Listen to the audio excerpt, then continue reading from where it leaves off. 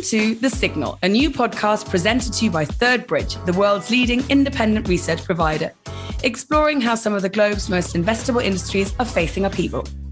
My name is Catherine Ford, and I'm a journalist with a 20-year track record of reporting on a wide range of financial topics, such as capital markets developments and M&A. In this episode of The Signal, we will explore the gaming industry, key players, and an outlook on where the industry is going when it comes to the development of the Metaverse. Joining me today are Scott Kessler, Third Bridge's Global Sector Lead for Technology, Media and Telecommunications, and Chris Collins, former Development Director at EA's DICE Studio, and owner of the global video game consulting firm 16-Bit. Scott is based in the US, while Chris is based in Sweden. Hello to both of you, and thank you so much for joining me today. Can I ask you to briefly introduce yourselves? Sure. Thanks, Catherine. Great to be with you today. As you mentioned, I'm Scott Kessler. I am the global sector lead for TMT, that's Technology, Media, and Telecommunications for Third Bridge's Forum business. But my involvement in the industry spans, I guess, to the prior decade and prior century, when I did a variety of things, primarily in and around equity research, focus on software, internet, and TMT more broadly. Okay, thank you so much. An expert in the field, and we've got another expert here with you. Chris, tell us a little bit about yourself. Thanks, Catherine. Flattery will get you everywhere. I've been in the games industry for some time, pretty much since I left education, where I also studied video game development in Manchester. So for me, most recently, as mentioned, I worked with places like EA. I was there for a decade, but I've also worked in the indie space. I've worked for small independent publishers like Codemasters, and I've worked all over the world in lots of different shapes and forms. Okay, thank you very much. I'm excited to hear about both of you when it comes to the gaming industry, because it's an industry that I think all of us have to agree has developed massively over the last decade or even more. What did the space initially look like, and what does it look like now? What are the reasons for that evolution? What role has the pandemic played? And how does the gaming industry relate to the metaverse? Those are all topics that I'd like to spend the first part of this podcast exploring a little bit. Scott, maybe I can pick your brain first of all. Tell me where we've come from. What did it used to look like before we get into what does it look like now? I think it's fair to say that there's been a lot of evolution and change over the last, let's call it, decade or two in and around the gaming category. I think what comes to mind most readily is the fact that people are buying and engaging with games in very different ways than they used to.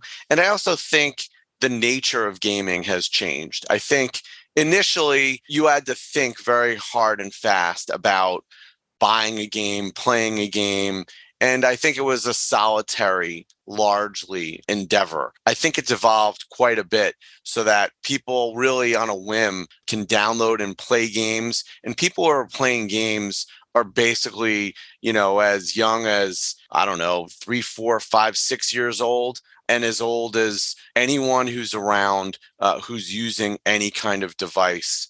The other thing I'd say, which I think is really noteworthy, is it's amazing to think that when you consider how people are consuming and playing games, I saw a stat recently that 60% of gaming revenues is derived from mobile, and the iPhone was only introduced in 2007 and the iPad introduced in 2010. Those were major drivers of opening up the market in that way.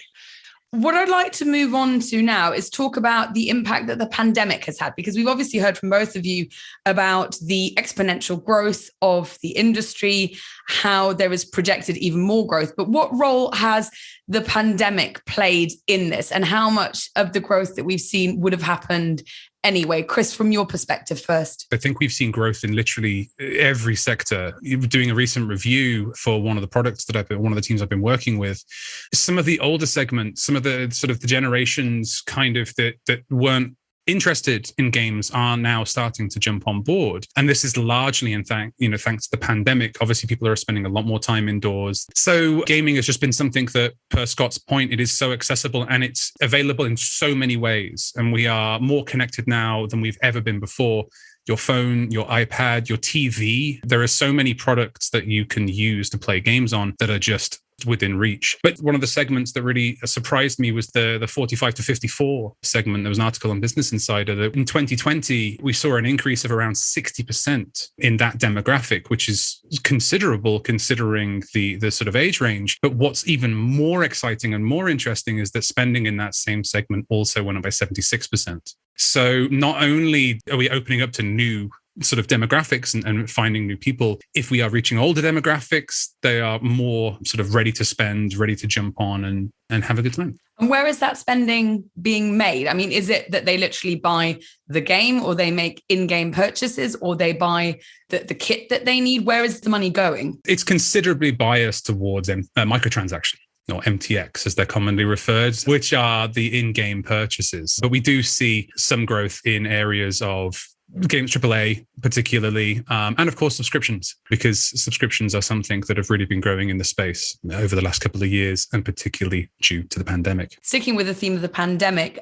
Scott, from your perspective, the growth that we've seen, how much would you attribute that to the pandemic, and how much to something that was a natural trajectory that the sector was in? Yeah, look, I mean, I think one of the phenomenons that we've seen over the last couple of years is that pandemic darlings, the companies that were most associated with success at the beginning of the pandemic.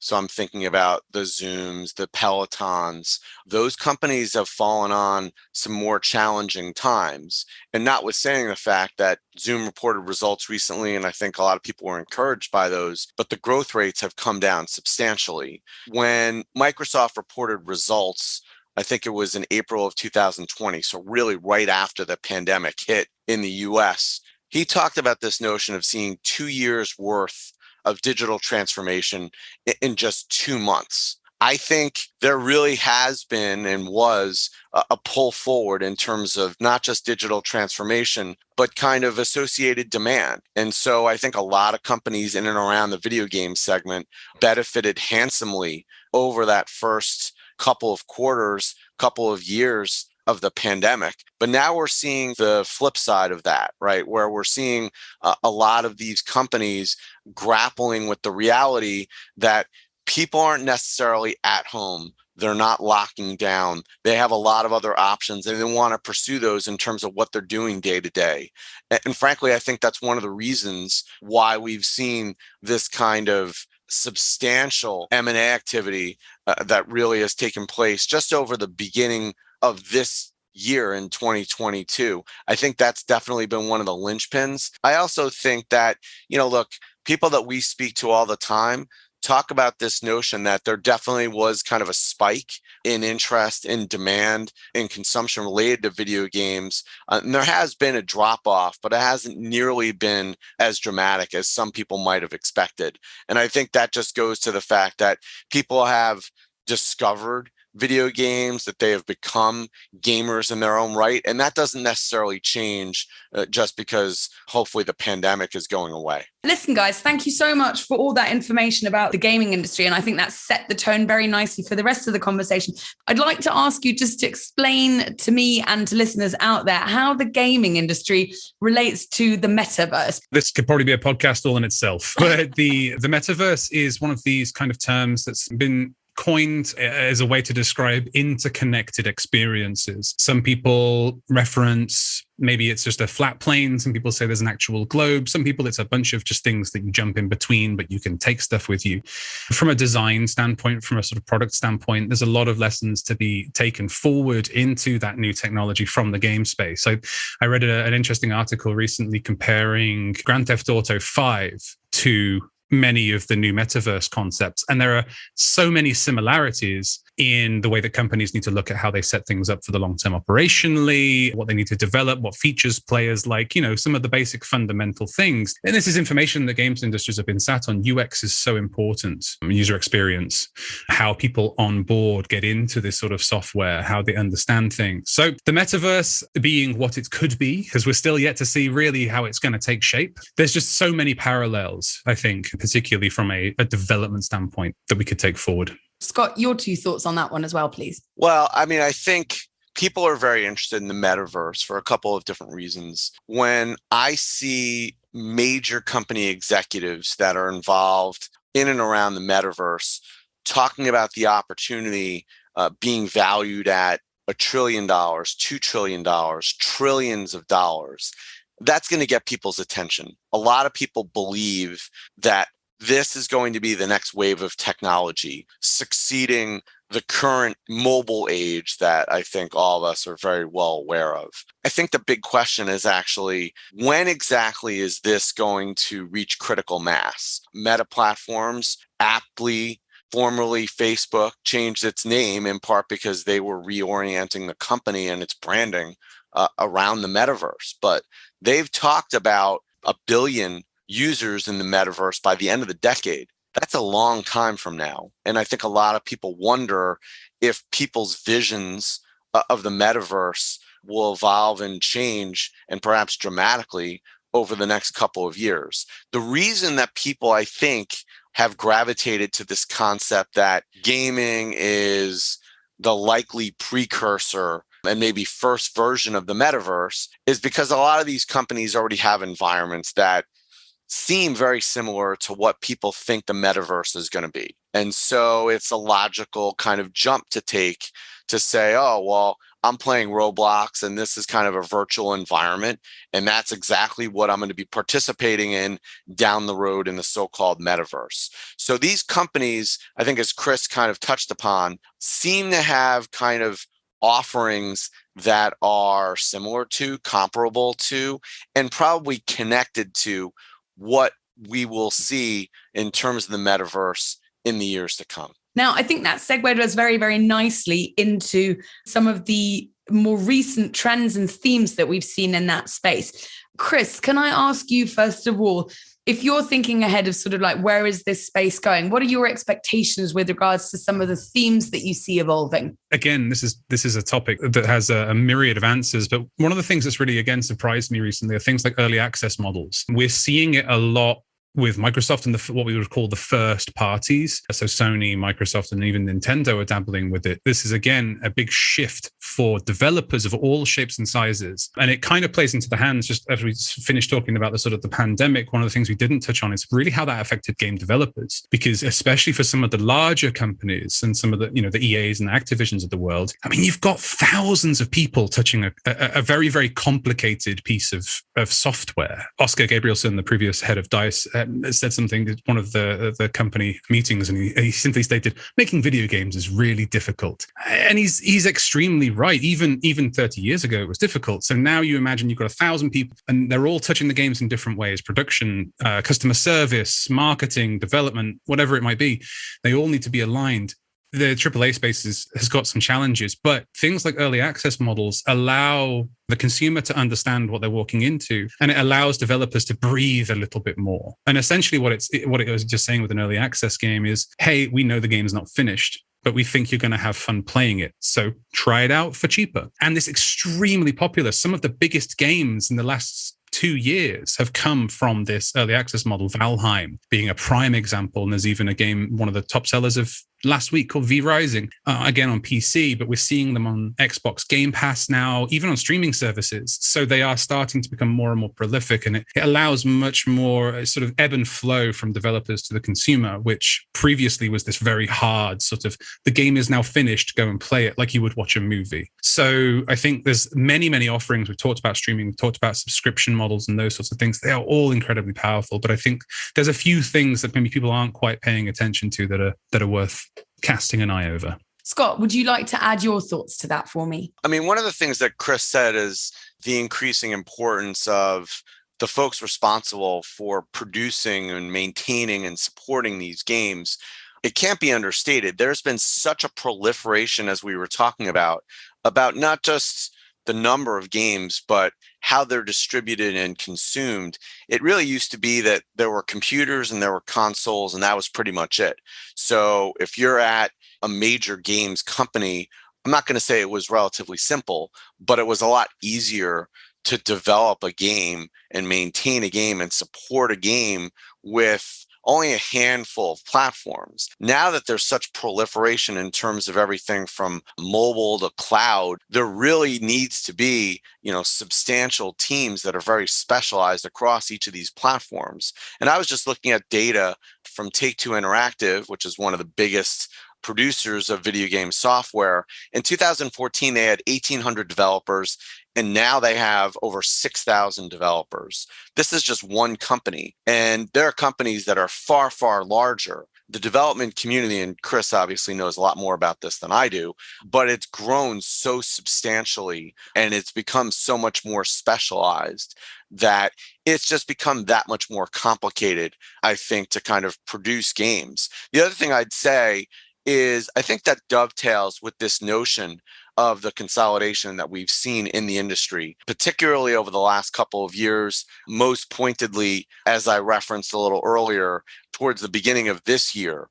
Because on one hand, I think there are so many different ways to produce and distribute games, as I think the Wordle kind of example indicates, but to be able to build, the scale and sophistication of a lot of these games that gamers expect and demand, you really need to be kind of a world-class global organization to do that. And it's one of the reasons I think we have seen and we will see a substantial consolidation in the category. And we're going to come to consolidation just in a little while. What I'd like to do now is talk about some of the key players in the space. Who, from your perspective, are the most interesting, the strongest operationally, the most innovation? Who are some of the newest entrants into the market? Chris, maybe give me your sort of trip through the industry. Who are some of the companies that you're really interested in? I think what's happening, just not from a consumer perspective, but from a professional perspective, I'm fascinated by what's happening with Sony and Microsoft and watching their evolution.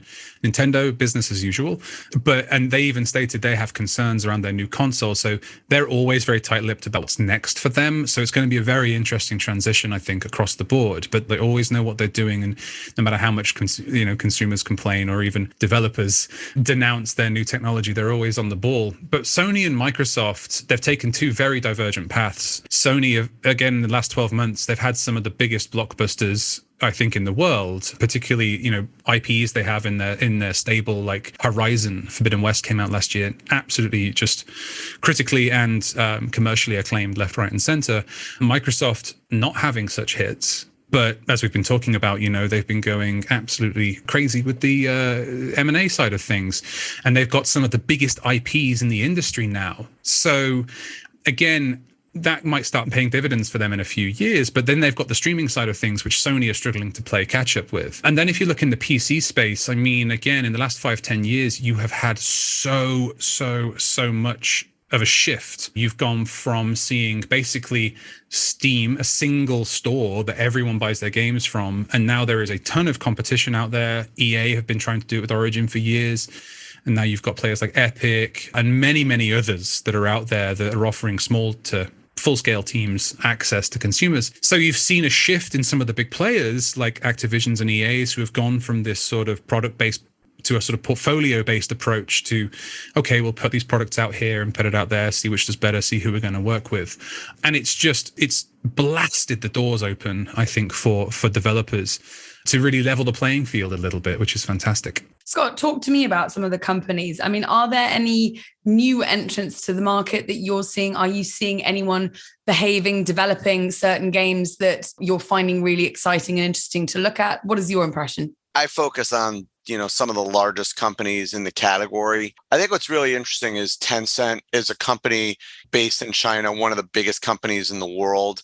They essentially own or control 3 very important games businesses in the US and Europe when you look at Epic, Riot, and Supercell. And that's their operating model as it pertains to games, at least in the Western world. And then, of course, they're very prominent and successful as it pertains to China and Asia.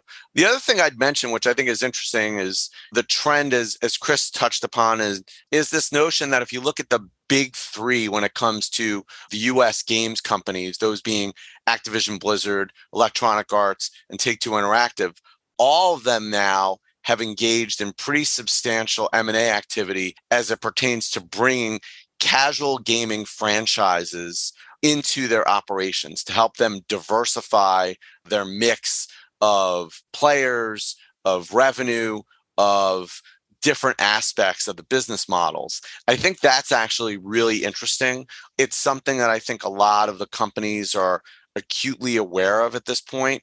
And I think it's super important as we think about the future going forward. And then the other kind of wild card, I would say, in this category is big tech.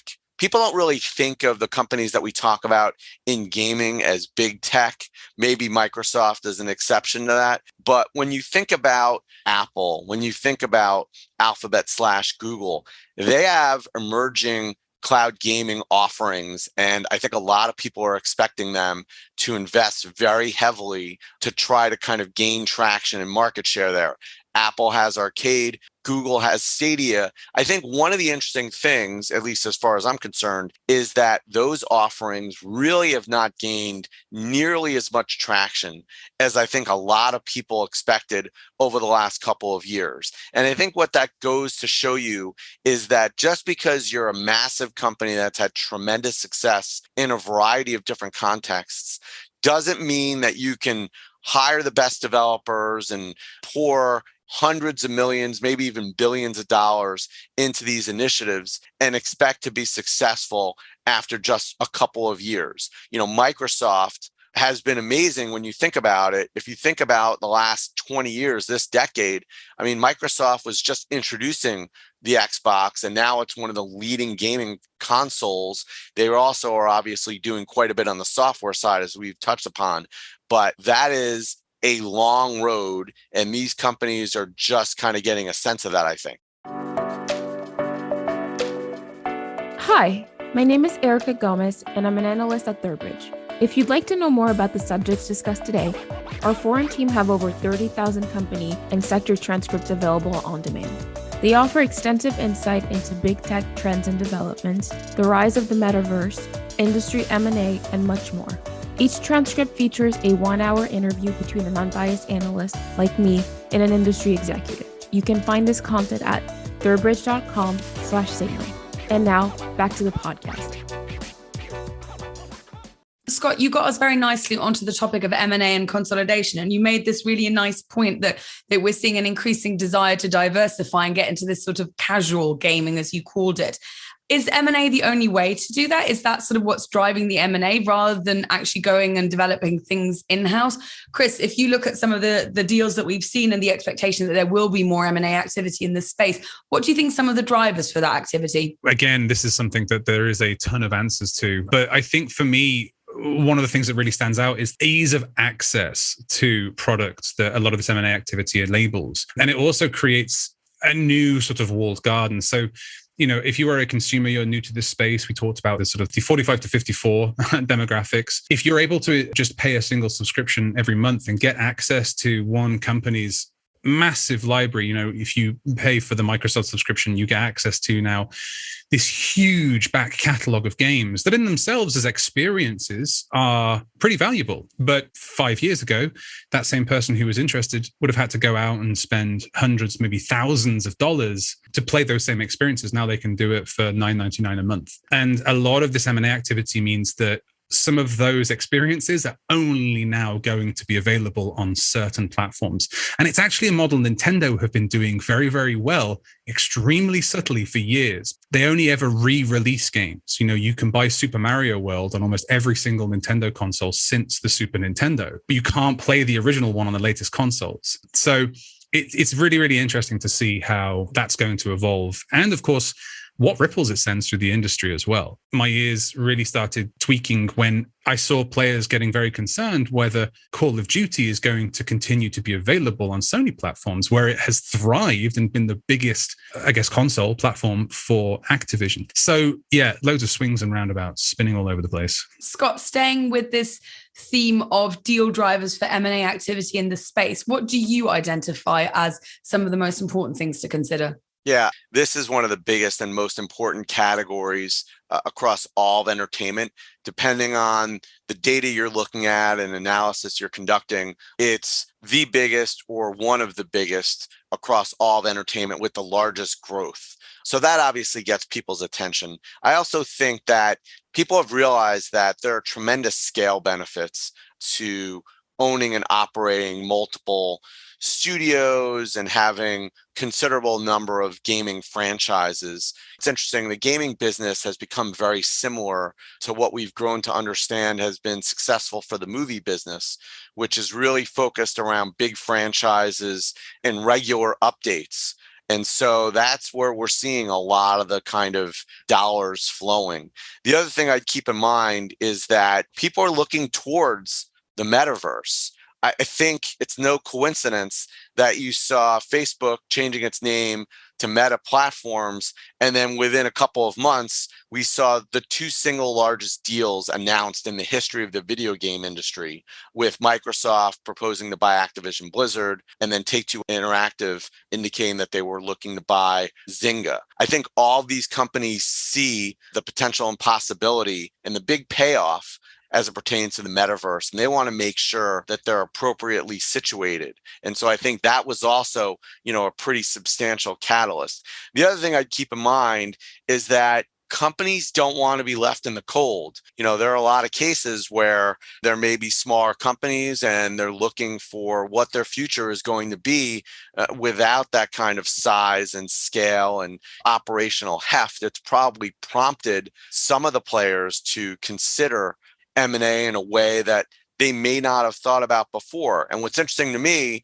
is when you think about the biggest players, it seems like a lot of them are either paired up, or I think there's a substantial amount of discussion in the marketplace about the likes of an Electronic Arts selling itself, about the likes of a Ubisoft selling itself. Those are big companies that are now under pressure because it seems like the category is consolidating around them. I'd like to circle back to the conversation around big tech before we look at sort of some of the opportunities that we're seeing for investors in the space. How does everything that we are seeing going on in the gaming industry, we've spoken about the key players there, how does that all relate to big tech? And is it something where we might have to be concerned about increased scrutiny in the space? Chris, maybe I could ask you for that one first. Obviously, some of the companies we would label as big tech are already kind of knee deep in the industry and have been for some time. So I think it's natural, given a lot of the other companies, you look at companies like Apple, for example, they've always been just gently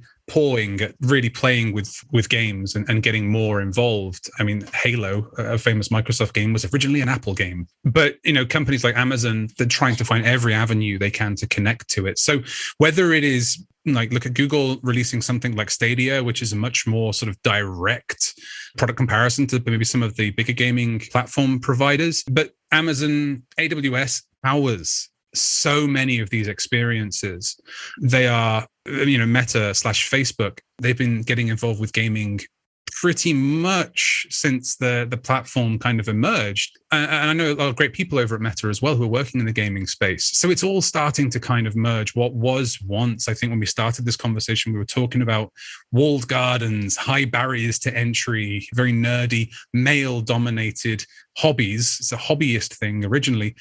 Now it's everywhere, whether companies are powering those experiences, developing those experiences, or, just investing and making them happen. It's intrinsic now. Scott, can I just have your thoughts on big tech and the relation to the gaming industry? I've done a lot of work on big tech over the last couple of years. Chris is right. All the big tech companies that we all know and probably interact with regularly have varying degrees of interest and involvement in video gaming. Amazon has its own game studio. Netflix is pushing the envelope when it comes to building out its games business. That really accounts for all the quote unquote big tech companies based in the US.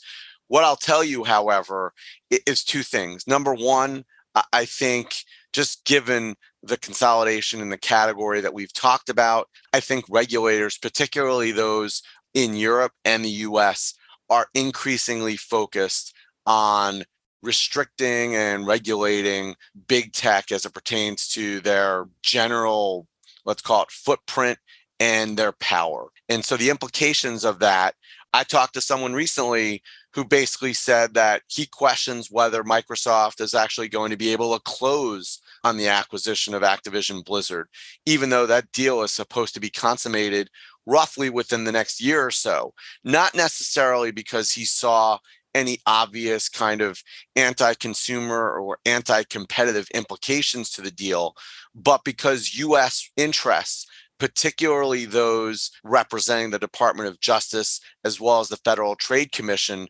just seem so hell-bent on standing in the way of large companies buying other large companies, and really not necessarily for any other reason.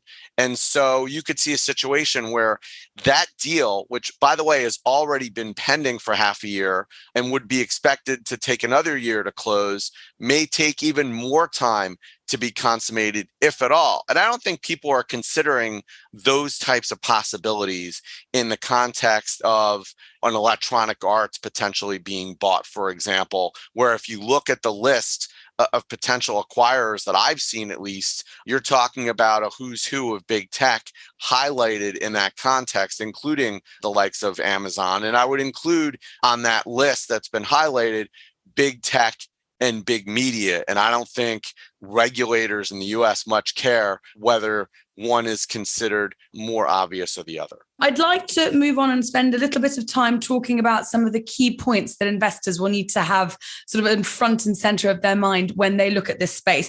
What are some of the opportunities it presents, but also what are some of the challenges it's going to have to deal with over the coming years? Chris, could I hear your thoughts on that one? I'd like to talk more about I think some of the development challenges starting to face the industry. The industry is kind of looking back at itself in many different ways. Some of it it's being forced to do, and some of it it's kind of doing naturally. And some of the Activisions, the EAs of this world are really going to have to look at how they manage these projects going forward. What was a cinematic, just bombastic blockbuster a few years ago now requires a lot of organization, incredible amounts of human energy to go into it. We can't keep applying the model we've been applying for the last 20 years to those future projects.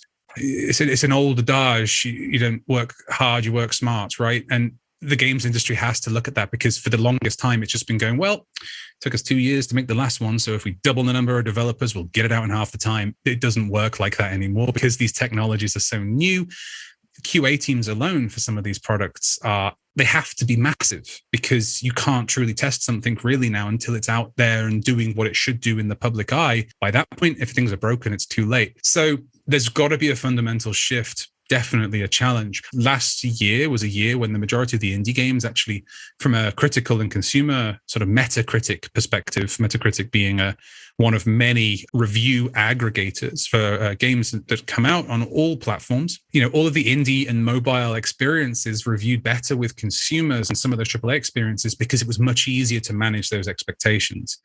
But again, I think if we can find that way, the experiences that the players start to get a hold of are going to really, really start to trundle forward at an exciting pace. Scott, coming back to you on the topic of what investors need to keep front and center of their consideration as they look at the space, what do you think are things that they need to keep an eye on? I think a couple things come to mind. If you think about the P&L, the growth is there. We talked about market opportunity in terms of the number of players and how that's increasing, and the different types of games and how the demographics are broadening out.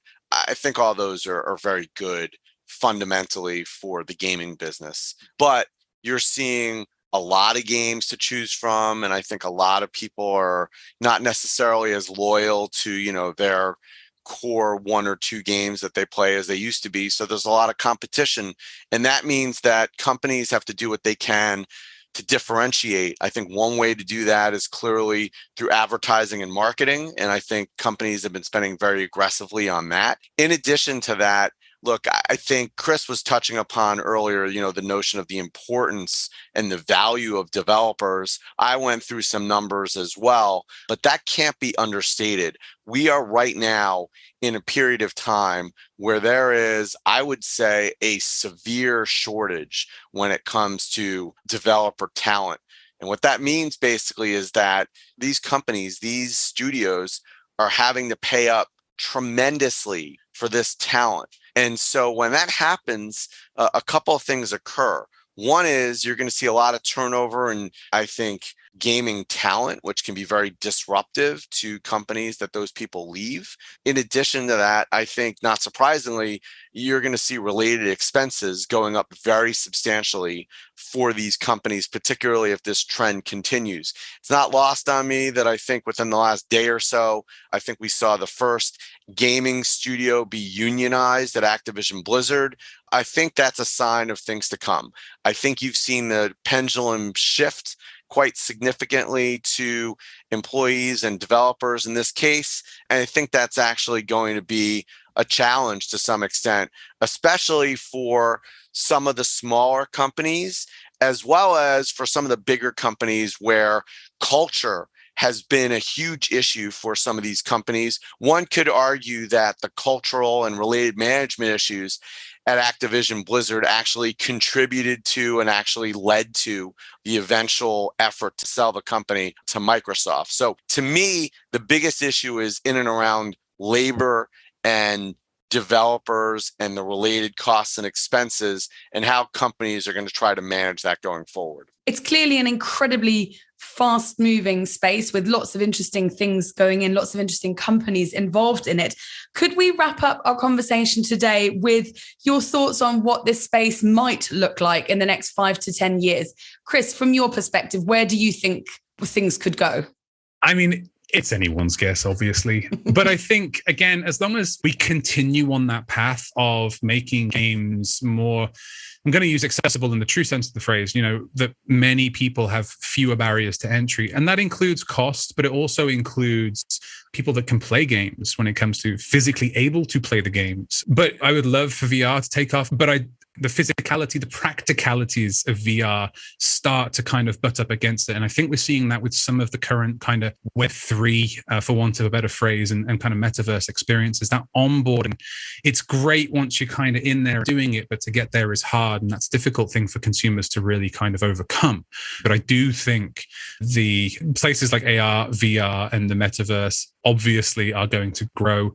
Immersive gaming, I believe, is the phrase that's currently becoming the norm. It's just, ever seen that movie Free Guy recently? Did you see the movie Free Guy? He puts the glasses on and then all of a sudden there's a world that's just different around him.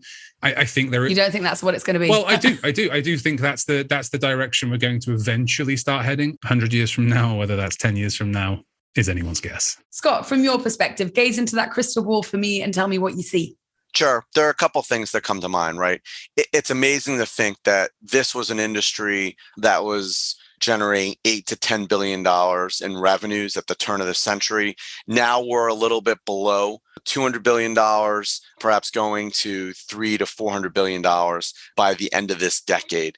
That implies that there has been and will be a lot of growth to come. So what are the different ways that can play out? So number one would be this notion of the increasing coming together of gaming and media. Frankly, it's been surprising that we haven't seen more of that in a more kind of comprehensive and successful fashion. There have been attempts to do that, but I think it's fair to say, based on the people that I speak to on a regular basis, that is coming, where you're essentially going to see these big gaming companies becoming more media companies. And so the implications there are that they are going to be producing not just video game content, but other types of content. Think about movies and television, things along those lines, I think, are things that people should be anticipating at this point. And so whether it comes in the way of consolidation or just leveraging existing intellectual property in new and interesting ways. The other thing that I would be mindful of is something that Chris kind of touched upon, which is this notion of kind of AR and VR just becoming more kind of pervasive. The issue right now is those headsets, they cost a lot of money. I think a lot of people don't really get them, don't really have an interest in virtual reality, let's say, and those types of experiences. And so I used this word earlier, the notion of democratization right? And this notion that this is going to become more of a mass market. And it's not just about the expert that I spoke to who indicated that you could see 100 million of these consumer AR, VR headsets within the next 5 years. It's other ways that people can experience this type of content without necessarily having a headset or glasses. You could go to a large space and have these kinds of experiences. Think about a mall. Think about an amusement park. Think about a stadium. I think all those places, those big venues, are where you can see this kind of coming together of media and gaming. So I'm kind of saying that number one will be media and gaming coming together, and number two, more ways to experience AR and VR beyond headsets and beyond kind of sophisticated glasses, for lack of better characterization. Great. I feel like we've literally just scratched the surface of this incredibly interesting and complex sector that we are all engaging with increasingly as time goes on. But unfortunately, that's all that we have time for today. So I'd like to say a huge thank you to Scott and Chris for sharing all your experiences and insights, and a huge thank you to those of you listening to this episode of The Signal, presented to you by Third Bridge, the world's leading independent research provider. Join us again for the next episode when we will be discussing more upheaval in another of the world's most investable industries. Please rate, review, and follow our podcast. And if you like it, please tell a friend about it. Find us on Spotify, Apple Podcasts, and wherever else you get your podcast from. Plus, thirdbridge.com/signal. From me, Catherine Ford, that's goodbye, and until next time.